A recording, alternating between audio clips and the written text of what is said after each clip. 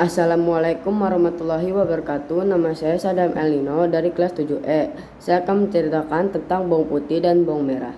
Dahulu kala ada sebuah keluarga yang hidup bahagia. Mereka memiliki seorang putri yang cantik bernama Bawang Putih. Namun pada suatu hari, ibu Bawang Putih jatuh sakit dan akhirnya meninggal. Setelah kejadian itu, Bawang Putih hidup dengan ayahnya.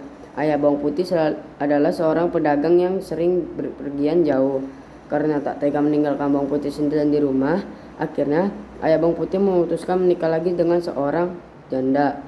Janda tersebut memiliki satu anak yang diberi nama Bawang Merah. Mulai sekarang kau akan memiliki ibu dan kakak tiri untukmu. Namanya Bawang Merah, tutur sang ayah. Bawang Putih pun bahagia karena memiliki keluarga baru. Ibu tiri dan Bawang Merah bersikap sangat manis padanya. Namun ternyata kebaikan itu hanya sesaat. Ibu dan kakak tiri Bawang Putih memiliki sifat yang jahat. Mereka bersikap baik pada Bawang Putih hanya ketika ayahnya ada bersamanya.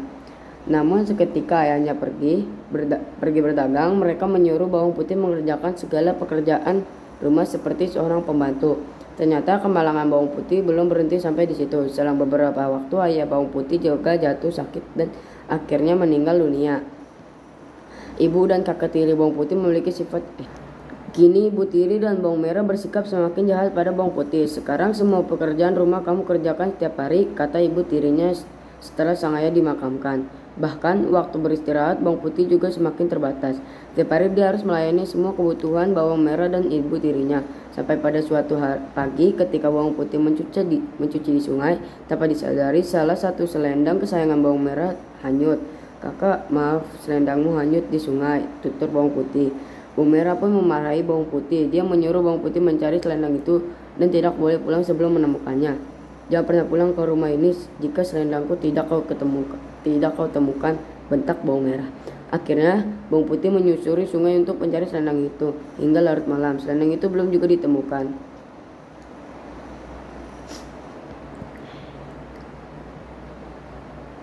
Ketika tengah menyusuri sungai, Bawang Putih melihat sebuah gubuk. Ternyata gubuk itu dihuni oleh seorang nenek-nenek sebatang kara.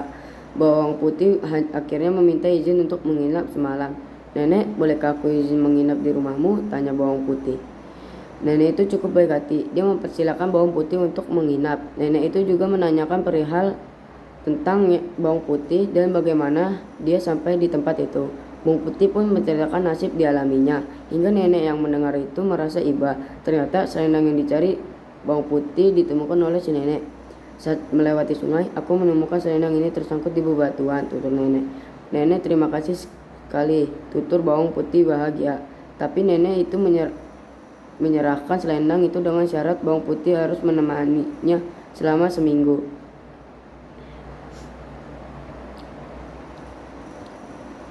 Aku mau memberikan selendang ini, tapi ada syaratnya. Aku harus tinggal di sini selama seminggu, tutur nenek.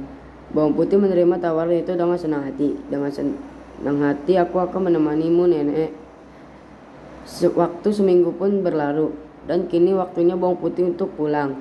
Karena selama tinggal di situ Bawang Putih sangat rajin. Nenek itu memberikan selendang yang dulu dia temukan dan memberi hadiah pada Bawang Putih. Dia disuruh memilih di antara dua buah labu untuk dia bawa. Awalnya Bawang Putih ingin menolak, namun karena ingin menghormati pemberian, Bawang Putih akhirnya memilih labu yang kecil dengan alasan takut membawanya.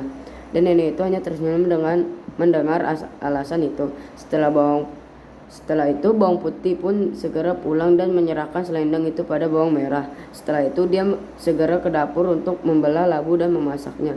Namun betapa terkejutnya ia ketika dibelah labu itu, ternyata labu itu berisi emas permata yang sangat banyak. Serta sengaja Ibu Tiri Bawang Putih melihatnya dan langsung merampas semua emas itu. Bukan hanya itu, dia juga memaksa Bawang Putih untuk menceritakan dari mana dia mendapatkan labu ajaib itu. Mendengar cerita Bawang Putih, muncul niat jahat di benak Ibu Tiri yang serakah itu. Esok paginya, dia menyuruh Bawang Merah untuk melakukan hal yang sama dilakukan Bawang Putih.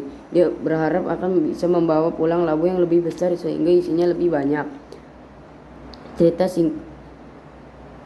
Singkat cerita, Bawang Merah yang malas itu tiba di gubuk nenek dan dia pun tinggal di situ selama seminggu. Namun karena sifatnya pemalas, dia hanya bermalas-malasan saja dan tidak mau membantu pekerjaan si nenek. Dan Dan ketika sudah waktunya pulang, dia pun disuruh membeli labu yang berpikirnya panjang. Dia langsung mengambil labu yang besar dan segera berlari pulang tanpa mengucapkan terima kasih. Setelah tiba di rumah, ibunya sangat senang melihat anaknya membawa labu yang sangat besar.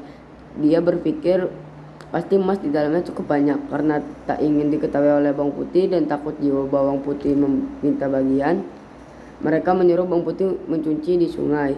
Setelah itu mereka masuk kamar dan menguncinya dengan rapat. Dengan tak sabar mereka segala membelah labu itu. Namun di luar dugaan, bukannya emas yang ada dalamnya, melainkan labu itu dipenuhi dengan ular, kalajengking, kelabang, dan berbagai hewan berbisa. Dengan cepat hewan-hewan itu dikeluarkan dari labu dan menggigit kedua anak dan ibu seraka itu. Sekian, terima kasih. Wassalamualaikum warahmatullahi wabarakatuh.